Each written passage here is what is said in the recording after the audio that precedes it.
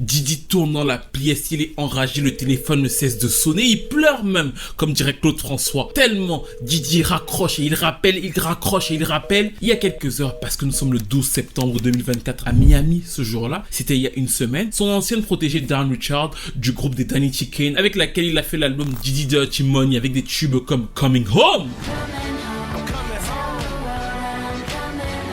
Ce qui ne va pas lui arriver de sitôt. Elle est la dernière à lui porter plainte pour agression sexuelle et violence. Dawn décrit un environnement de travail toxique où très souvent Didi entre dans sa loge alors qu'il ne l'est pas invité, alors qu'elle est quasiment nue, semi-nue. Il lui impose la façon de s'habiller, il lui tape les fesses, il vient, il touche son corps pendant que le styliste lui met les vêtements en disant oui, la robe doit s'arrêter là ou là, c'est-à-dire qu'il contrôle tout. Il lui demande de répéter en sous-vêtements et quand elle refuse, elle est coupée de certaines chansons ou alors de certaines performances. C'est extrêmement frustrant, mais paradoxalement, le gros de la plainte concerne surtout la même personne, à savoir Cassie. Dawn raconte qu'elle a vu à plusieurs reprises Cassie être projetée dans des scènes comme si elle était un ballon. Une fois, Cassie a pas bien fait les œufs, il a frappé Cassie devant elle et il l'a tirée dans les escaliers. Une autre fois, ils étaient tous à table, il y avait Usher, Nio et plusieurs autres artistes. Cassie a dit un truc qui a déplu à Didi et il lui a envoyé un coup de poing brutal dans le ventre et personne n'a rien dit. Elle relate ça dans la plainte et c'est ça qui fait en sorte que le téléphone de Didi appelle. Il va appeler 54 fois Kalena. Kalena, c'est l'autre fille de Dirty Diddy Money. 2 jours après la plainte de Dawn, on voit apparaître effectivement la déclaration de Kalena qui dit bah en fait oui, Dawn a apparemment vu des choses, elle porte apparemment plainte, mais sachez que moi tout ce qu'elle dit là, je n'ai pas vu ça. J'ai été là et c'est ça qui rend le truc particulier. J'ai été dans le groupe avec elle, mais le fait qu'elle porte plainte ne la concerne que elle. Moi, Ray Charles, elle contredit son ancienne collègue le 14 septembre 2024 et ça semble donner une accalmie. Didi se pose. Il regarde vers le ciel, mais ce sont précisément ces faits-là qui vont quelques jours après le conduire derrière les barreaux.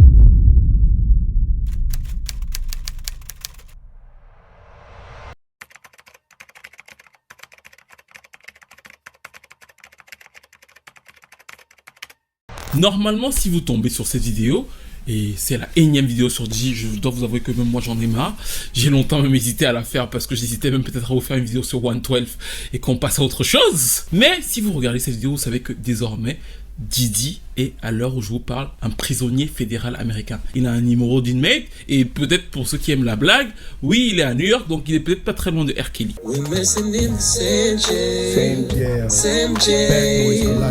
Mais ce qui est encore plus intéressant, c'est le film de l'arrestation de Didi, parce qu'effectivement, vous devez vous dire, mais il y a une semaine, il était à Miami, comment il s'est retrouvé à New York? Oui, il a quitté Miami après être énervé et tout, dimanche, et il est arrivé avec son jet privé à New York. Pourquoi? Parce qu'aussi bizarre que ça puisse vous paraître, il venait se rendre. Même si dans la journée de lundi, on l'a vu faire les photos avec tous ses enfants, d'ailleurs, c'est pas innocent que tous ses enfants, toute sa famille étaient là.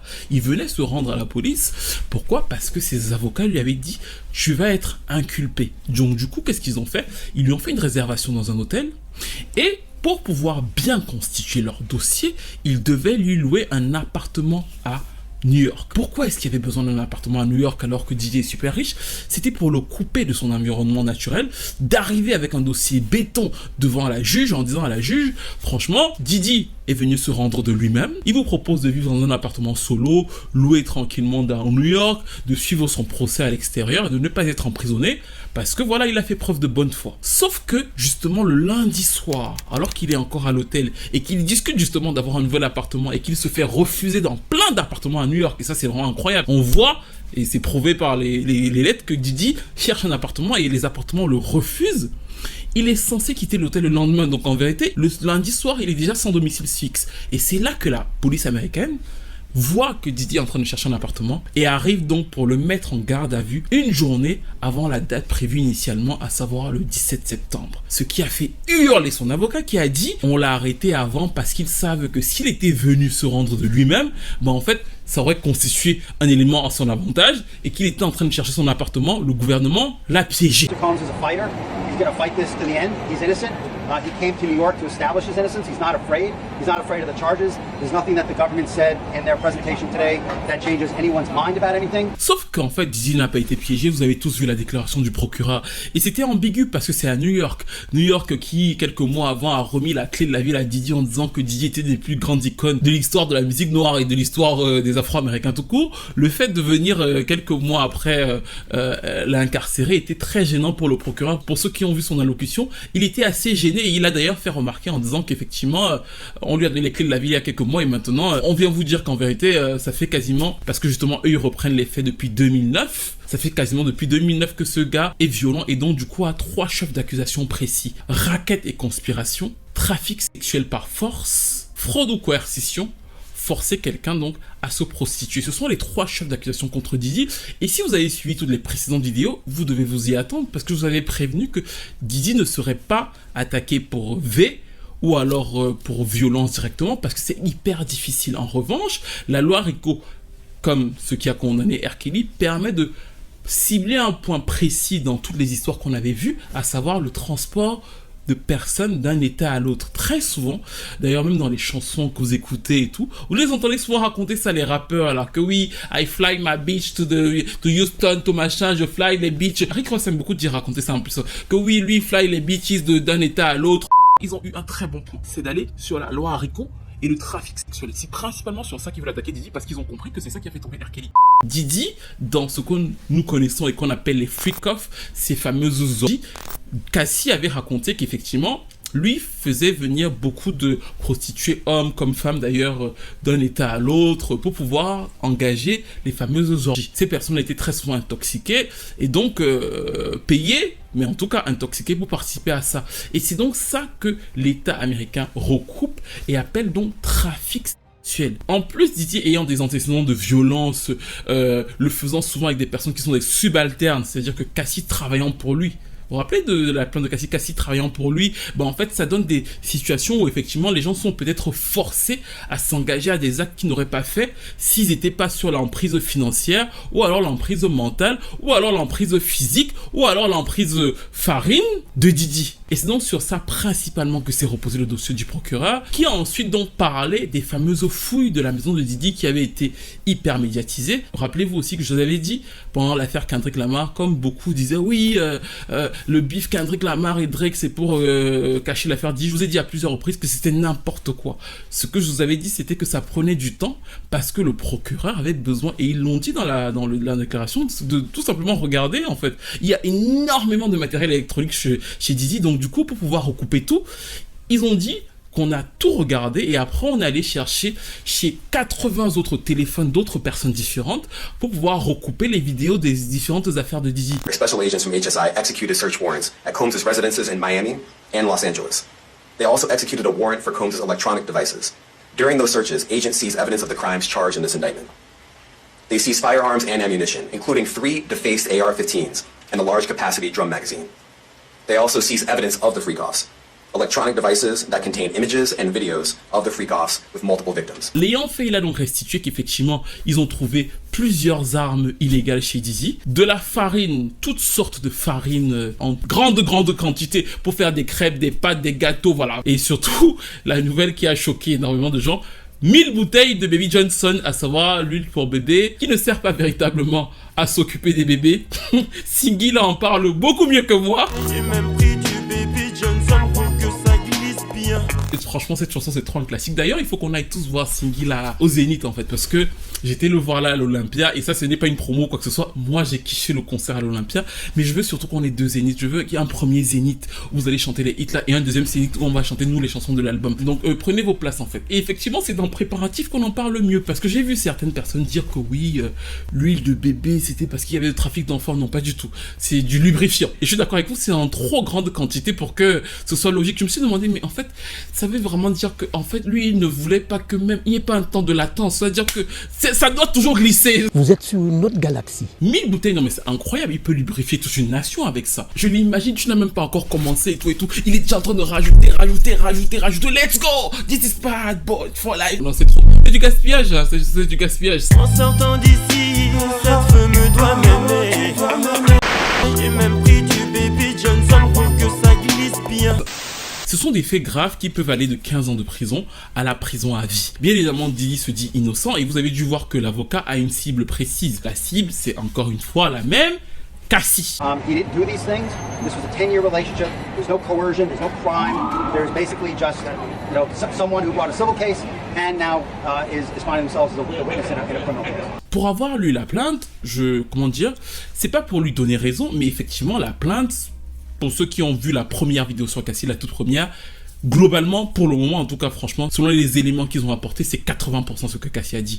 Lil Rod et tout ça là, franchement, je vous avais déjà dit dès le départ que je ne croyais pas en Lil Rod, là, ces éléments ne sont pas du tout là. Ce qui est dans cette plainte, c'est principalement ce que Cassie a vécu, même si elle n'est pas citée d'ailleurs, les principaux faits qui reviennent, c'est les freak-offs de Cassie, les prostituées qu'ils engageaient, les violences subies ou relatées par Cassie, parce qu'on parle de violences dans des relations romantiques, c'est-à-dire qu'ils ont repris beaucoup d'éléments qu'elle a dit, mais comme elle a un accord financier avec Diddy, elle n'est pas directement citée. La scène de l'ascenseur aussi est citée, mais jamais Cassie n'est citée. C'est pour ça que tout commence à partir de 2009, c'est-à-dire qu'à partir de sa relation, selon moi, avec Cassie, et que ça se relate tout au long, en fait. Ici, par exemple, un événement de 2012 à Manhattan, Diddy aurait payé 46 000 $ pour recouvrir un hôtel penthouse qu'il avait loué après une soirée freak-off tellement tout était détruit. Autre moment allant dans le même sens, il parle du 22 décembre 2011. Diddy est un co-conspirateur qui n'est pas cité, se serait introduit chez quelqu'un avec une arme pour pouvoir kidnapper une autre personne et cette personne-là est citée en tant que l'individu -1. Plus loin encore dans la plainte, ils disent que 2 semaines plus tard, Diddy et d'autres personnes se sont introduits chez cette personne-là, toujours l'individu -1, et ont lancé un cocktail Molotov qui a fait exploser sa voiture. Maintenant, vu que vous suivez très bien l'affaire depuis le début, qui est l'individu -1? La personne a d'ailleurs reconnu que ça s'était passé. Kid Cudi. Alors, entendons-nous bien, ça ne veut pas dire que Diddy n'a fait que ça dans sa vie, ça ne veut pas dire que tout ce qui est dit autour de Diddy est faux, mais ça veut dire que l'angle d'accusation est principalement centré sur elle, parce que je pense que c'est elle qui a les accusations les plus crédibles. Même quand j'ai lu la plainte de Dawn Richard, franchement, j'ai été frappé par certains éléments qu'elle a racontés, le fait que Diddy ne l'ait pas fait dormir pendant 48 heures pour répéter une fois, le fait que Diddy l'ait enfermé dans une voiture pendant 20 minutes alors qu'ils étaient censés sortir pour une prestation. C'est-à-dire qu'il y a des éléments graves qu'elle raconte, mais je trouve que quand on lit la plainte, et j'ai d'ailleurs vu un commentaire, je crois que c'était sur Thread qui disait ça, quelqu'un a dit sur Thread, mais Dawn Richard veut être payé pour ce que Cassie a subi et c'est sans lui manquer de respect à elle. Mais quand on lit la plainte, la personne qui a le plus souffert dans le truc, c'est vraiment Cassie, parce que je me dis, elle voit vraiment comment on gifle Cassie, on tape Cassie, Cassie est comme un ballon là, n'importe quelle soirée, voilà les cheveux de Cassie qui sont déjà tirés, ah j'ai vu ça, j'ai vu comment on... Je me suis dit, ok, elle a été exposée à des partous parce que du coup il l'a souvent invité à des partous mais elle n'a pas participé, elle a juste vu comment ça se passait, après elle est rentrée chez elle, mais la personne qui est dans les partous c'est Cassie. Je voyais ce que je veux dire, c'est-à-dire que quand elle raconte le truc, la personne qui ressort le plus dans sa plainte en termes de souffrance c'est toujours Cassie. Donc je peux comprendre que l'État américain, pour le moment en tout cas, ait pris le maximum d'éléments autour d'elle et qui vont essayer d'avoir maintenant des coercitions, d'avoir les témoins, les prostituées qui venaient, les personnes qui auraient pu enregistrer, les personnes qui veulent peut-être témoigner si elle ne peut pas témoigner, les employés qui l'ont peut-être vu souffrir. Je pense que c'est comme ça que ça se passait en fait. Essayer de recouper autour de ça, trouver les vidéos des freak-offs, trouver peut-être des personnes qui ont été droguées, les personnes qui ont été ensevelies, et c'est là où Diddy est piégé, parce qu'encore une fois, s'il avait payé Cassie, parce que rappelez-vous que Cassie à la base n'est pas venue publiquement, Cassie allait le voir en privé, elle lui a dit give me my money, je ne parle pas. Il n'a pas voulu donner de l'argent, elle a sorti la plainte. Le lendemain, il a payé Cassie, mais c'était déjà trop tard. S'ils avaient géré ça là en background, c'est pour ça que je pense qu'il s'en veut beaucoup et que quelque part, ils sont déboussolés. Ils ont proposé justement cette caution de 50 millions de dollars qui est colossale en disant à l'État américain, il ne va pas partir de New York, on assure qu'il ne va pas voyager, on remet les passeports de toute la famille, on met en gage sa maison de Miami, la maison de sa mère, des lettres de tous ses enfants pour dire que leur père va rester. L'État américain a refusé une première fois et le procureur a expliqué son refus en disant que Diddy est un homme dangereux, Diddy a des armes, et c'est pour ça que, au début, je vous ai dit que sans s'en rendre compte, il s'était enfermé lui-même. Diddy menace les gens. Je pense que c'est une erreur d'orgueil qu'il a fait. Au moment où on lui refuse la caution, il fait un appel. Et là, quand il fait l'appel, le procureur le piège. Il est écouté depuis 1 an. Le procureur sort tous les fameux appels de Diddy. Vu que Diddy a appelé Kalena 5 jours après, bah il rappelle que Diddy a appelé Kalena 54 fois pour qu'elle vienne nous dire, après la plainte de Dawn Richard, qu'elle n'en a rien vu. Il rappelle aussi que Didi a appelé plusieurs témoins après la plainte de Cassie. En fait, Didi écoutait depuis le début. Et Didi, comme un fou, continue à souvent même passer par le téléphone de d'autres personnes. Parce que lui, je pense que il a le syndrome de la personne au-dessus de tout le monde. Donc du coup, il prend le téléphone de quelqu'un d'autre, il appelle tel autre témoin pour dire que Dikesh n'a jamais rien vu. Sauf que le gouvernement américain le suit à chaque fois. Et c'est donc sur ça, entre autres, que le procureur va redire à la juge, non, c'est un homme dangereux, et si vous le laissez sortir, il va continuer à menacer les témoins, à appeler par-ci, par-là. La preuve, 5 jours avant qu'il n'arrive ici, il a appelé la témoin là 54 fois. En plus, il est dangereux, il a des armes chez lui, et c'est donc pour ça qu'une deuxième fois, sa demande de libération sous caution avec 50 millions de dollars mis sur la table, des tests de drogue hebdomadaires, la promesse de n'approcher aucune femme, hormis les femmes de sa famille, en fait, l'État américain va encore une fois lui dire non, en estimant qu'il est dangereux, ce que lui-même a prouvé, c'est-à-dire qu'en allant menacer les témoins, essayer de leur donner de l'argent et tout, il a rajouté une couche à son propre dossier.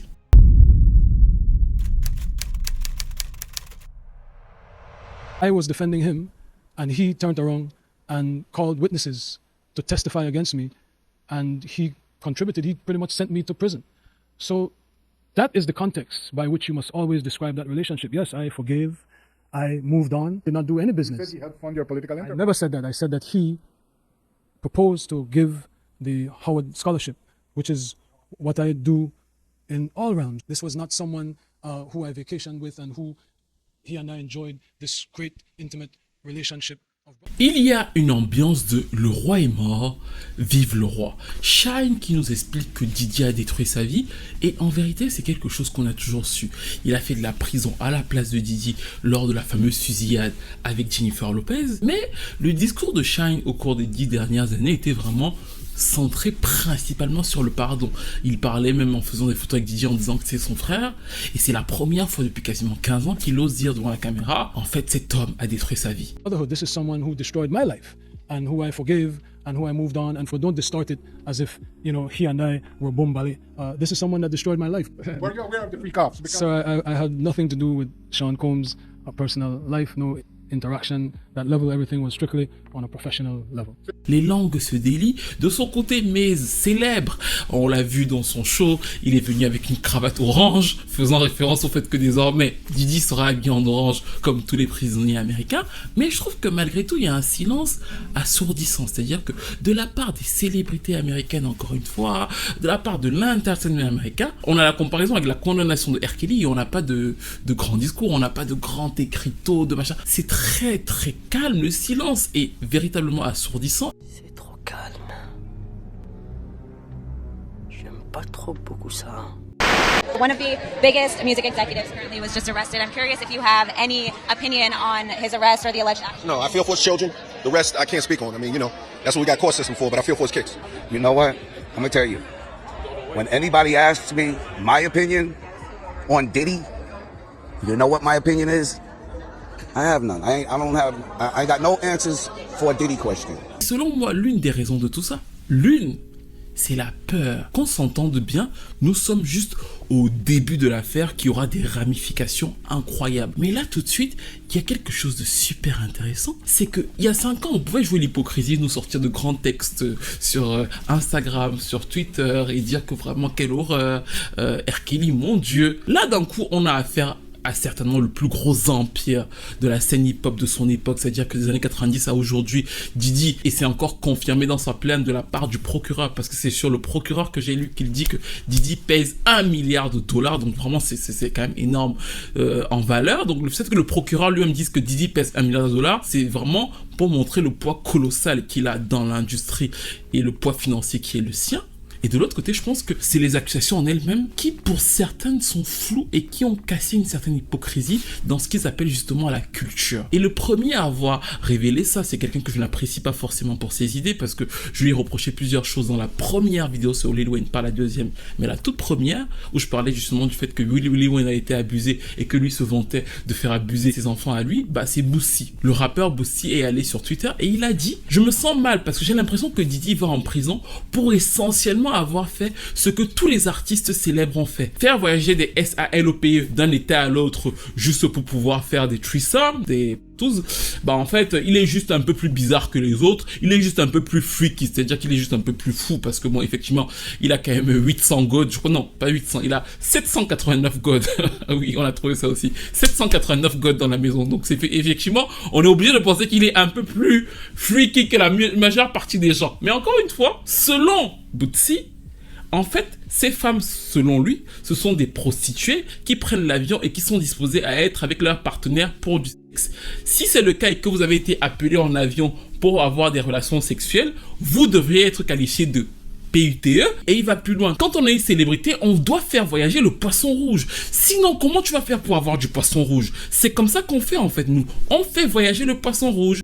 Et à la fin de son propos, il dit que oui, la vidéo de Cassie et de Didi l'a énervé, mais que basiquement, les charges, ce qui est reproché à Didi, et c'est là que ça devient super intéressant, est ce que quasiment toute l'industrie fait. Plus loin, Faison est venu et il a dit exactement la même chose. Il a dit, oui, mais depuis quand on arrête les gens pour faire ce que nous tous on fait, en vrai. The Cassie thing, I understand. I think you should definitely lock this nigga up. Put hands on the young lady. But I don't understand the other shit. Can y'all help me? When has being nasty been a federal crime? And I'm glad they told me. I didn't know there was a limit on baby oil. I'm getting a few, you know, because we can ask you, but you know. Après, on a eu l'ancien garde du corps de Didi qui tape sur lui très fort depuis quasiment 2 ans, qui a fait une interview après l'arrestation et qui a rappelé que oui, Didi est ce qu'il est, mais il faut pas oublier que Didi n'est que le produit de l'industrie musicale et que tout ce qu'il fait, tout son comportement, lui a été appris par Andre Harrell et Clive Davis qui l'ont managé pour qu'il soit cette personne-là. He may belong in jail, bro. And that's not my doing. That's not Cassie doing. That's his doing and his learned behavior from the people that mentored him. You got to realize, man, he learned from Andre Harrell. He learned from Russell Simmons. He learned from Clyde Davis. You understand? When those people are telling you that they were heavy into the drugs, they was heavy into beating women and doing things at that age, at that crazy stage, that's going to make him think that he could get away with the same thing that they was getting away with back then. Et là, moi, je trouve qu'ils tiennent un bon bout. C'est-à-dire que Didi, faisant ses freak-off, a transmis ses freak-off à d'autres rappeurs. Je dis, Future et Drake aussi sont connus pour organiser des freak-off. The fact that like these guys, if you know anything about like some of the underlings of like some of the industry parties, and I don't even go out and I know some of the stuff, these guys basically go to Miami, set up shop, have 59 private parties where they invite 400 girls and it's like 50 of them and their guys and they fuck all the girls. You know what I mean? It's almost like the OVO FBT freak off, right? You know what I'm saying? So, et c'est dans tout un écosystème où le fait de le faire dans la zone hip-hop, le fait d'avoir plein de meufs par-ci par-là, ça renforce ce côté de masculin, l'homme alpha. Donc du coup, c'est implicitement, comme dans les clips d'ailleurs, encouragé. Et c'est sur quoi je veux revenir, c'est pas les pratiques sexuelles des gens, parce qu'on a le droit de faire exactement ce qu'on veut dans son intimité, avec justement le mot-clé, le consentement. C'est là que j'ai trouvé, en lisant tout ce que j'ai lu, que le schéma est extrêmement vicieux, parce que par exemple, prenons le cas cette semaine, pas la semaine dernière, pas la semaine d'avant, de Travis Scott, qui a publié sur ses réseaux qu'il avait pris 20 femmes, je crois, au Brésil, pour passer la nuit avec. C'est-à-dire qu'il nous a montré qu'il a 20 femmes là ce soir, pour faire ce qu'on pourrait appeler donc du coup son freak-off à lui. En soi, why not? J'ai vu plein de gens dire, ouais, un vrai homme, blablabla. Il y a toujours ce côté encourageant, parce que c'est la représentation de l'homme alpha. Maintenant, si vous et moi, on va un peu plus loin, on peut se dire qu'un homme seul face à 20 femmes, je sais que certains là dans les commentaires vont nous dire non Stevie, tu nous sous-estimes, nous on peut en prendre 70 en même temps, mais je pense quand même qu'un homme seul face à 20 femmes dans une pièce est obligé, selon moi en tout cas, de prendre des substances. Ce qui va se passer, c'est que les femmes aussi qui vont arriver vont prendre des substances parce que effectivement c'est l'ambiance, c'est le mood et tout, et voilà. Et que parce que vous allez prendre des substances, la nuit sera peut-être plus longue et que toi tu vas plus assurer et que voilà, tout le monde sera dans les vapes et tout ce genre de choses. Et maintenant, imaginons que cette soirée-là de Travis Scott de cette semaine se soit bien passée. Pour le coup, toutes les femmes étaient satisfaites, tout le monde a été payé, il rentre chez lui. Mais imaginons maintenant que Travis Scott a fait cette soirée-là hier et il en a fait 100 dans l'année. S'il en a fait 100 dans l'année, ça veut dire qu'il a donc rencontré, soyons clairs, 2000 femmes. Et le problème pour moi est de savoir comment est-ce que, même si à la base, tu les as prises en étant des prostituées, écoutez bien ce que je veux dire, tu peux t'assurer que 20 000 femmes dans une année par exemple, soient toutes consentantes à tout ce que tu peux leur faire dans une soirée, même si elles sont venues à la base pour ça. Elles sont peut-être pas toutes des femmes qui se droguent à la base, elles vont peut-être le faire parce que tu es là, elles vont peut-être le faire parce que tu vas leur proposer de l'argent. Il y a plein de situations qui vont faire en sorte que elles vont peut-être faire quelque chose qu'elles ne voulaient pas faire à la base. En plus, les drogues là, les fameuses drogues, et là on parle des drogues de Didi, il y a de la kétamine, du GHB qui est la drogue de l'heure. Ils expliquent que Didi en met suffisamment pour que tu ne tombes pas dans les pommes, mais suffisamment pour que tu sois seulement excité pour continuer les soirées de plus en plus longuement. C'est expliqué dans la plainte de comment Didi se sert de toutes les drogues qu'il a. En fait, c'est des drogues qui, selon le procureur, vont te pousser à faire des choses que t'as pas forcément envie de faire, à aller encore plus loin dans les rapports sexuels, à essayer encore plus de choses. C'est décrit dans le procureur, donc ça peut être extrêmement dangereux pour ta santé mentale. Et en plus, ça crée une addiction. Donc, du coup, tu vas revenir chez Didi parce que ce que tu as ressenti la première fois, tu vas le ressentir une autre fois. Et tout ce schéma-là, Didi ne le prend pas en compte. Didi ne le prend pas en compte. Pourquoi? Parce que Didi, comme d'autres, peut-être Travis Scott et plusieurs de ses rappeurs, à la fin de la soirée, en fait, ils ont ce qui est en tout cas décrit dans l'affaire de Didi, ils ont des espèces de fluides qu'on te donne qui vont faire en sorte que tu récupères très vite après avoir passé plusieurs soirées de farine. Et pour eux, c'est bouclé. Mais dans ce schéma-là, la notion de consentement, si vous comprenez ce que je veux dire, est quand même extrêmement floue. Parce que si je suis consentant ou consentante, parce que chez Didi, par exemple, il y a des prostituées masculins comme des prostituées féminins, et on dit justement qu'il y a des vidéos avec des prostituées masculins torturés ou alors où on leur fait des trucs de dédinguerie, mais selon les gars là, ils vous disent, en fait, ils sont venus pour ça. Sauf que justement, s'ils sont venus pour coucher avec toi, est-ce qu'ils sont venus pour prendre de la drogue? Est-ce qu'ils sont venus pour essayer plein de choses? Tout ce schéma que Didi promet et qu'on connaît tous en fait, parce que c'est ça encore le plus ouf. Personne qui regarde cette vidéo n'ignore les soirées de Didi. C'est bon, on a tous entendu parler des soirées de Didi. Elles sont légendaires dans la zone urbaine et même dans l'industrie musicale en général. Alcohols, right? Alcohols, right? Not just one alcohol. Alcohols, right? Just different blend. You need the ladies. You need the booze. You need some water. For watering plants? No, I don't know if guys have noticed this. Like, a lot of ladies drink water at parties. They just, so you have to, if you don't have what they need, they're gonna leave. Right. Gotta keep them there. Right. You need locks on the doors. Okay, this is sounding kind of dangerous now. It's a little kinky, but yeah. Rock with me, but just check it out. You need a lot of heat. A lot of heat. Yeah. Heat. You mean that physically the place has to be hot? You don't have no air conditioning. No air conditioning. No. Why is that? Heat affects the alcohol, and it also affects everybody gets a little bit more comfortable and loose. Builds up a nice little sweat. That just sounds disgusting. What are you doing? Depends on the way you look at it. That's, people start getting gets kind of sexy. Is that what you're saying? Partout où ça passe, on part toujours des soirées de Didi qui sont extraordinaires parce que tout le monde danse et tout, et on sait qu'à partir d'une certaine heure, ça se transforme en olé olé. Et je me rappelle encore des vidéos avec Chris Brown et les immenses lits, il y a des lits de 10 000 mètres carrés dans ses propriétés. D'ailleurs, DaBaby a essayé de mettre plus ou moins Jay-Z et Beyoncé dans la sauce parce qu'il a dit que oui, j'étais à une soirée de Didi et à la fin tout le monde est parti, on est resté une quinzaine de personnes, il y avait Jay-Z et Beyoncé et l'ambiance s'est amusée. Ce qui a été démenti par d'autres personnes qui étaient à la soirée en disant que non, Jay-Z et Beyoncé sont partis avant que l'ambiance se tamise ensuite. Mais ce que je veux dire, c'est que tout le monde dans l'industrie ne découvre pas les fameuses soirées de Didi. Et Didi ne fait pas venir toutes ces personnes-là et tous ces lubrifieurs-là uniquement pour lui. S'il en prend autant, c'est parce qu'il y a beaucoup de consommateurs et d'invités. I was at a party at Diddy crib in LA. This was the beginning of 2020. You know what I mean? Diddy had put everybody else out the crib. Like the influx of people, he had put them out. But he had took a liking to me in particular around the time, man. It was really, you know what I mean, like putting his arm around me. Right. So he had put majority of the people out, but he allowed me to stay in there. Me and maybe about 15 others, right. Jay-Z and Beyoncé being. Ce que je veux dire, c'est que bien évidemment, la culture afro-américaine n'a pas créé les partous et que les politiciens en font, les sportifs, et que chacun fait ce qu'il veut en vérité. Mais par contre, la manière dont c'est valorisé, mis en avant dans cet écosystème, dans les différents univers, en fait quand même une cible particulière dans l'ère dans laquelle nous sommes. Et si vous reprenez toutes mes vidéos depuis le début de l'année sur ce sujet-là, c'est le fil de ces vidéos-là. Parce que au début, je vous ai dit, si ce n'est pas un rapport de couleur de peau, pourquoi est-ce que plus d'artistes afro-américains que plus d'artistes blancs américains ne sont touchés? Mais moi je pense que c'est l'écosystème culturel qui en fait les fait monter pour des codes qui sont vraiment basés sur cette espèce de vraiment mal alpha. Ils sont capables de tout faire, bad boy for life. On n'a pas découvert Didi aujourd'hui, je veux dire qu'on soit honnête, on n'a jamais su que Didi était à ce point fou, mais globalement on savait quand même que Didi c'était un taré. Dans le titre Last Night que j'ai réécouté dès qu'il a été arrêté parce que ça m'a fait penser à ça, à l'intro quand même il dit que oui je vais aller tuer ce fils de pute s'il te touche, Didi quand même a toujours été extrêmement menaçant. Ready to come over your house and shoot that mother up. Je trouve même qu'au contraire, Didi est assez défendu. J'ai vu Dr Omar sortir pour dire que depuis quand avoir 1000 bouteilles de lubrifiant chez soi, c'est un crime, c'est juste pour faire glisser les gars. Non, il a fait tout un argumentaire pour défendre Didi. Sean Puffy Combs' federal charges have little, if anything, to do with domestic abuse or pedophilia. His major sex crime, federally, is he's being accused of transporting women across state lines to engage in sex. What we call prostitution. Not Casey, not the freak-offs, not underage girls, but prostitution. It is interstate sexual trafficking. That is the charge. Why am I bringing this up?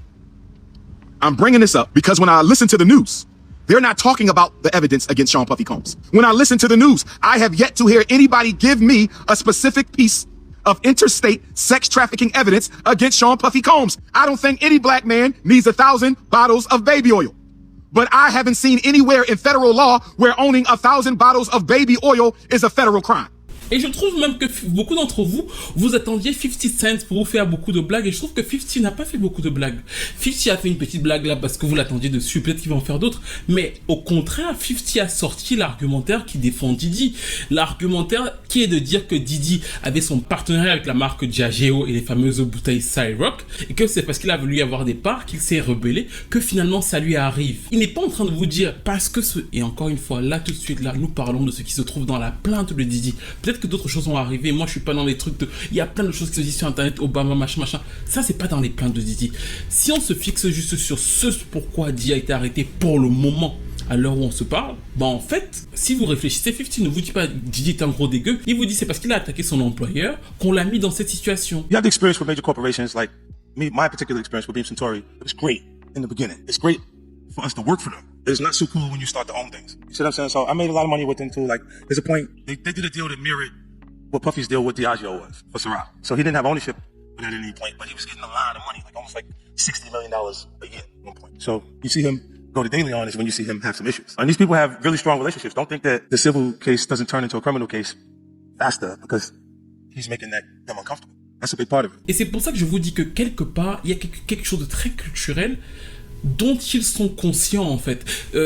On va pas citer plein de rappeurs parce que j'ai pas envie de dire que tous les mêmes, mais par exemple encore une fois Rick Ross. Quand Rick Ross avait fait le remix de la chanson You Don't Even Know It avec Future, A$AP Rocky et tout le monde en 2013, dans son couplet il dit je mets du molly, donc encore une fois de la farine dans son verre, elle ne s'en rend pas compte, je la ramène chez moi, je fais ce que je veux avec elle et elle ne s'en rend pas compte. Put Molly all in her champagne, she ain't even know. Et dans les faits, ce qu'il vient de décrire, c'est un V. Pour nous tous, clairement, c'est un V. Mais ce que je me suis toujours posé comme question, et c'est là où je fais appel à vous, c'est que tous les managers d'artistes présents sur cette chanson-là, Rocco, Future, Rick Ross, tous les labels par lesquels ça a dû passer, vu qu'ils sont plusieurs, personne ne s'est dit dans les petites équipes, mais en fait, il y a un problème avec la phrase de Rick Ross. Il a fallu que ça sorte pour que les gens se rebellent. Okay, ladies and gentlemen, for all those in London that don't know what happens to the white man when he comes to a P. Diddy party, this is what happens to the white man. It's so unfortunate. You gotta pull back though, so they can see. That's crazy. Mais ce à quoi je veux faire appel pour vous, c'est que si autant de personnes dans l'industrie proche là ne lui ont pas dit change ta phrase, c'est que quelque part pour eux c'est assez logique. Et pour moi beaucoup sont dans cette espèce de flou relationnel qui compose l'industrie musicale. Et c'est pour ça que ce qui est écrit dans la plainte de Diddy faudra quand même leur faire tic, parce que à différents levels certains peuvent aussi être touchés par ça. C'est la chanson aussi Blurline de Robin Thicke, cette espèce de flou bizarre qu'ils ont dans ce mélange entre sexe, drogue et jusqu'au bout de la nuit. Donc selon moi, l'une des choses sur lesquelles le procès de Diddy peut être super intéressant, c'est si on remet aussi en cause cette manière qu'ils ont de voir la culture, cette manière dont l'hyper-masculinité, enfin j'aime pas trop ces mots hyper machin, est vue dans la communauté noire, comment il y a eu cette hyper-sexualisation des femmes qui fait en sorte que finalement, ils se voient tous comme des bouts de viande et que ça se retranscrit en fait dans les comportements au final. Et selon moi, c'est une des raisons pour lesquelles très souvent ils ont beaucoup de mal, ces rappeurs, à comprendre ce qu'on leur reproche. Et je pense que des fois ils sont sincères, parce que c'est tellement les raisons pour lesquelles ils sont ce qu'ils sont que finalement je me dis mais en fait moi j'ai toujours fait ça, je fais ça depuis 50 ans, enfin oui c'est pour ça qu'on m'aime, tu vois. Regardez quand même comment Diddy ne réalise pas ce qui se passe. Il fait quand même dire à son avocat dans sa plainte en réaction à la bagarre avec Cassie que la vidéo est la preuve que lui n'est pas parfait mais qu'il avait plusieurs copines. Pour lui il voit pas la violence, il dit j'avais plusieurs copines et on s'est disputé parce qu'elle était jalouse. Mais il voit pas tout le spectre de la violence. Il dit qu'elle a toujours été consentante et que voilà, c'est une relation toxique qu'ils avaient tous les deux. Point à la ligne. Il est intoxiqué dans cette vidéo en fait. Je ne dis pas que ça l'excuse, mais je trouve qu'on voit que c'est pas un homme dans son état normal. Partant de là, comment est-ce ils sont sûrs à 100% qu'à chaque fois où ils sont avec n'importe quelle femme et tout, n'importe quel homme partout, ils sont toujours sûrs de cette notion de consentement. Et en plus, ils le publient sur les réseaux sociaux en plein 2024. Et là où on voit que ce sont des pratiques banalisées dans l'industrie, c'est effectivement le fait qu'il y a quand même eu depuis l'arrestation de Diddy, c'est-à-dire il y a 2 jours au moment où je fais cette vidéo, plusieurs démissions dans l'industrie musicale. La plus célèbre, c'est quand même Kevin Lice, qui n'a que 56 ans, je trouve qu'il est extrêmement jeune, qui a été pendant très longtemps vice-président chez Warner, qui a travaillé chez Def Jam et qui était en ce moment à la tête de 300 Entertainment avec Leah Cohen. Il était sur Megan Thee Stallion. Franchement, ils avaient de plutôt très bons résultats. Randy Goodman, le CEO de Sony Music Nashville, a aussi démissionné. Kaz Kobayashi, le CEO de Sony Music Japon, a aussi démissionné. Tout ça, ça s'est fait dans la même journée où Diddy a été emprisonné. Et ça, c'est sans compter tous les docteurs, les maires qui ont démissionné dans la même journée. C'est-à-dire qu'il y a des papiers qui montrent qu'il y a eu plusieurs démissions au moment où on a unsealed, c'est-à-dire où on a commencé à dévoiler les affaires autour de Diddy. On va prendre ça avec des pincettes parce que pour le moment, on ne sait pas encore si c'est directement lié à ce qui se passait dans les soirées de Diddy. Mais en tout cas, c'est ce que semblent penser plusieurs journalistes américains. Stephen A. Smith pense que c'est d'ailleurs pour toucher tout ce monde-là, au-delà de Diddy, qu'on lance cette opération. Mais l'histoire ne fait que commencer. It's crazy. Motherfuckers gonna be out there laughing and making comedian jokes and doing all that other shit on the radio and everything else, but their ass could be next. You know what I'm saying? That's what's so fucked up about it. They're so stupid. They're so stupid they don't even realize the move that's going on. I mean, it's crazy, man. I mean, that's why I don't believe none of this shit. I mean, I told him straight up, bro. You can tell me about anybody now. You can tell me on the news the weather is the sky is blue. I'm not gonna believe the shit, though, because I'm in it now. I know what they did. Yeah, listen, I told when it first.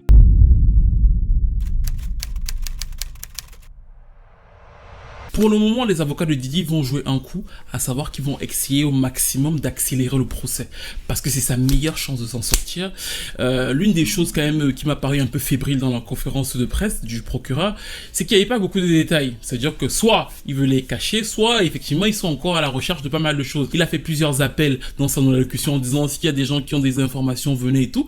Mais du coup, quand on lui demandait il y a combien de victimes, il y a combien de ceci, il y a quoi, il répondait quasiment jamais en disant que ouais, ici, voilà, qu'ils sont encore en train de chercher et tout. Et d'après ce que j'ai lu pour le coup dans le rapport d'une journaliste américaine qui a assisté au procès, elle pense que en vérité le procureur n'a pas encore tous les éléments pour pouvoir bien faire son procès. Et donc du coup c'est pour ça que Diddy et son équipe vont forcer pour avoir un procès extrêmement rapide, parce qu'ils savent que là le procureur n'aura pas encore, selon l'article que j'ai lu, réussi à réunir tous les éléments et tous les témoins. Mais l'une des choses qui pourrait jouer pour le procureur et retarder le procès, c'est le fait qu'il réussisse à inculper d'autres personnes autres que Diddy, à savoir des co-accusés, ce qui va faire en sorte qu'ils aient une période plus longue pour préparer le procès contre lui, vu qu'il va manifestement se battre depuis la prison. Et on va voir comment ça va se passer pour la suite, parce qu'on va finir cette vidéo avec un petit twist. Je veux vraiment que vous le photographiez dans votre esprit. Il y a exactement 4 ans, ou 3 ans je crois, vous rappelez, pour ceux qui me suivaient, que j'ai été vilipendé sur les réseaux sociaux pour une raison simple. J'avais dit, je le répéterai toujours, qu'il ne fallait pas supprimer la musique de R. Kelly. Pourquoi je le dis? Parce que depuis que Diddy a été arrêté, vous avez dû voir que le silence est assourdissant. On n'a pas justement les fameuses lettres de l'époque qui nous disaient qu'il fallait supprimer la musique de R. Kelly. Pourquoi aussi? Parce que les Afro-Américains ont compris. Et d'ailleurs, j'avais expliqué que c'est Kendrick Lamar en disant à Spotify que s'il supprime sa musique, lui, qui avait bloqué tout. Et quand je l'ai fait, j'ai été pris dans des sauces incroyables. À l'époque, j'étais bien moins connu, entre parenthèses, qu'aujourd'hui. Mais je me suis retrouvé dans en TT sur Twitter. Ils ont dit des choses abominables sur moi. De dire que j'habite enfant. Des histoires incroyables sur moi. Bonsoir. Oh. Ma famille, ma sœur a été harcelée sur les réseaux sociaux, on lui a promis plein de choses horribles, elle a été obligée de changer de compte et on est allé la trouver sur LinkedIn pour lui promettre encore plus de choses horribles. La justice, et il y a plein d'autres artistes dans l'industrie que Spotify aurait pu directement invectiver et qui ne le font pas, et où les faits chez eux sont pourtant avérés. Et mon problème avec tout ça, c'est que dans un système profondément inégalitaire et profondément racial, en fait, on va retrouver, et on retrouve depuis quasiment le début de la cancel culture dans la musique, les mêmes schémas sociétaux. Ma mère, pareil, enfin bref, vous vous rappelez de cette histoire. Je n'ai jamais changé de position et j'ai même continué à poster sur mes réseaux. Quand il y a l'anniversaire d'un album de R. Kelly, j'ai continué à poster. Pourquoi? Parce que j'ai toujours cru à ce que je disais. Je suis pas ici en train de vous dire, vous n'avez pas le droit d'écouter ce que vous voulez écouter. Je dis en revanche qu'il ne fallait pas supprimer. C'est deux choses différentes. Et la phrase que je veux vraiment que, si vous avez moins de 20 ans, vous reteniez à la fin de cette vidéo, c'est deux choses peuvent être vraies dans cette vie en même temps. Quelqu'un peut être un porc, un chien, qu'on met dans une prison, et son œuvre peut avoir inspiré des gens, et il faut ne pas la supprimer, juste pour la cohésion d'une histoire. Mais c'est pas de ça que je veux parler cette fois-ci. Ce sur quoi je veux attirer votre attention, c'est le fait que cette fois-ci, les Afro-Américains n'ont pas lancé la suppression de la discographie de Diddy. On n'a pas eu en France des gens nous disant que oui, on doit supprimer Bad Boy Records, on va supprimer les albums de Mary J. Blige, on va supprimer parce que ça lui rapporte de l'argent pendant qu'on le stream, on va supprimer tous les featuring de Diddy. On n'a pas eu ça. Parce que, et c'est ce que je veux que vous compreniez, ces gens, et je vous l'ai toujours dit en fait, j'avais utilisé une phrase simple, ils font du prêt-à-penser. Le prêt-à-penser, c'est quoi? C'est que dès qu'on pense là-bas, ils répètent. Et du coup, ils t'imposent ça parce que voilà, là, du coup, leurs émotions, vraiment, ils sont incroyables. Mais dès que tu leur opposes une contradiction parce que ça vient d'une réflexion, tu deviens le diable. Et c'est ce qu'ils ont passé le temps à faire au cours de ces 4-5 dernières années, à me salir extrêmement partout. Pour qu'au final, non seulement, quand ça se passe avec Diddy, la musique de Diddy reste en ligne, ils ne se battent pas pour ça, mais mieux encore, je sais pas si vous avez vu que plusieurs artistes qui avaient supprimé leur musique, les Jennifer Hudson et tout ça, là, les ont abandonnés et ont remis en streaming leur featuring avec R. Kelly. Même Ciara d'ailleurs. Deux choses peuvent être vraies en même temps, elles peuvent aussi être fausses. Mais en tout cas, en l'occurrence ici, oui, quelqu'un peut être un horrible criminel et avoir aussi fait danser les gens. Et on peut penser que quelqu'un doit aller en prison pour les crimes qu'il a commis sans penser qu'il faille supprimer tout ce qu'il a fait. Et c'est incroyablement bizarre d'ailleurs que ça sorte, et je l'ai toujours dit dans le contexte afro-américain, que les afro-américains veulent le détruire alors qu'ils sont toujours en train de dire que c'est difficile d'y arriver. Si c'est difficile d'y arriver, ne les détruisez pas. Gardez ce que vous avez fait. Et en fait, dites-vous qu'il faut repenser votre schéma pour que ça ne se reproduise pas. Or, ce n'est jamais ce qu'ils veulent faire. Et les autres là les suivent. Et c'est pour ça que je fais le lien avec ce que je vous ai dit dans cette vidéo. C'est-à-dire qu'ils sont toujours en train de vouloir détruire, parce que c'est l'émotion, on détruit tout ce qu'on a fait, et ne pas vouloir repenser le schéma. Donc c'est stupide vu que vous allez toujours refaire la même chose au final. D'ailleurs, à peine je fais cette vidéo qu'une femme accuse Chris Brown et Sage Gemini de V. Elle réagit à l'affaire Diddy et elle décrit des faits qui sont très similaires, vraiment, trait pour trait, à ceux dont on a parlé dans cette vidéo. C'est-à-dire qu'elle dit qu'elle était à une soirée, que sa copine était intoxiquée quand Chris a abusé d'elle, qu'elle a été forcée sous la contrainte de signer des papiers pour les discréditer. So many more men out there, just like Diddy. The thing is, I would be a hypocrite if I came on here and I was telling other women that they need to speak up if I'm unwilling to speak up. I was raped at Chris Brown's house by his friend, Sage the Gemini. I should have never been there, but Sage the Gemini raped me at his house. Chris Brown raped my friend when she was underage. She was under the influence and she was 16 years old. These were on 2 different occasions. But the thing is, all these men, all these abusers, they hang out together. Chris Brown and Sage the Gemini are rapists. Right after Sage raped me, he had me sign a paper saying that everything that happened was consensual. C'est-à-dire que c'est quasiment une affaire qu'on aurait pu trouver dans les freak-offs de Diddy. Et ce qui est intéressant, c'est que vous allez voir là que tout de suite, ça ne va pas les marquer. Parce que là, tout de suite, ce n'est pas... Ils veulent juste que Diddy tombe. Ils vont pas se dire, mais en fait, c'est bizarre quand même que tout le temps ça se reproduise. C'est bizarre quand même que Diddy et R. Kelly aient exactement les mêmes charges. C'est bizarre. Non. Parce que leur objectif n'est pas de guérir la maladie. C'est de rigoler sur les symptômes en se faisant en plus passer pour des donneurs de leçons. Bref. On arrive à la fin de cette analyse qui revenait donc sur l'actualité autour des accusations autour de Diddy. Je vous ai donné le film de sa chute, ce pourquoi je pense que la culture afro-américaine devrait quand même se poser des questions pour que ça ne se reproduise pas, au-delà du jugement des relations sexuelles que les gens peuvent avoir, et les gens ont encore une fois le droit de faire exactement ce qu'ils veulent. Je suis pas ici pour juger ou quoi que ce soit, j'ai juste parlé du contexte dans lequel c'est fait, des drogues, enfin de tout ce qui faisait la dangerosité de ce qui a été appliqué à Diddy et qu'on retrouve encore, en tout cas que je semble percevoir chez d'autres rappeurs, et qui, même si Diddy, on est d'accord, c'est un fou furieux au vu de tout ce qu'il a fait, ben en fait, les autres ne sont pas super loin de parler de la cancel culture contre laquelle je me suis battu. Et je vais vraiment faire un big up à toutes les personnes qui m'ont suivi, parce que ce n'était pas facile. Franchement, ce n'était pas simple à l'époque de venir, de construire les vidéos et tout, tellement on m'insultait. C'était même pas simple de cliquer sur mes vidéos, tellement on disait des horreurs sur moi. Vous êtes restés, on est toujours ensemble. On est même plus que ce qu'on était à l'époque, donc merci beaucoup.